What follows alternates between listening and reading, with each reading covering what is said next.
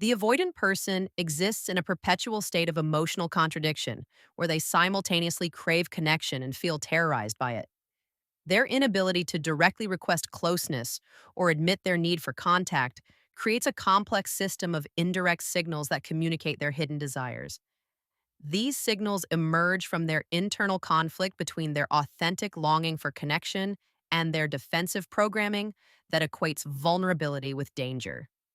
Understanding these subtle communications requires recognizing that the avoidant person wants their partner to bridge the gap they themselves cannot cross without compromising their sense of safety and autonomy.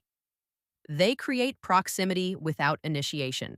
The avoidant person begins appearing in their former partner's psychological orbit without making direct contact. They engage with content their partner creates, maintain visibility in shared spaces, or position themselves where encounters might naturally occur. This behavior reveals their internal struggle between wanting connection and fearing the vulnerability of initiating it. They create opportunities for their partner to reach out while maintaining plausible deniability about their own needs and intentions. This strategic positioning allows them to test whether their partner still cares without risking the rejection that direct communication might bring. They hover in the periphery, neither fully present nor completely absent, hoping their partner will interpret these subtle signals as invitations for reconnection. Their pride and fear prevent them from admitting they want contact, so they construct elaborate scenarios where their partner might naturally initiate conversation, allowing them to respond without having to expose their own emotional needs. They send mixed signals that create confusion.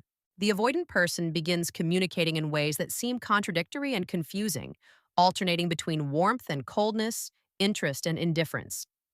These mixed signals reflect their internal conflict between their genuine desire for connection and their reflexive need to maintain emotional distance.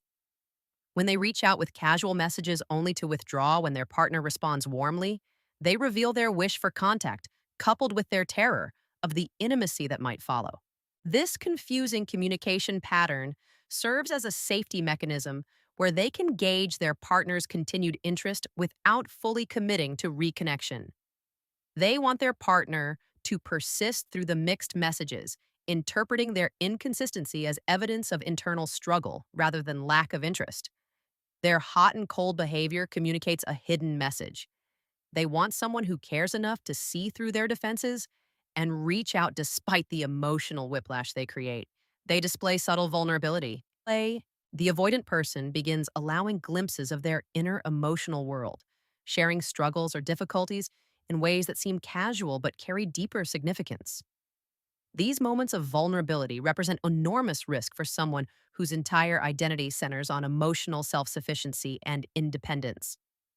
When they reveal challenges, express uncertainty, or admit to any form of struggle, they are indirectly requesting support and connection without having to explicitly ask for it.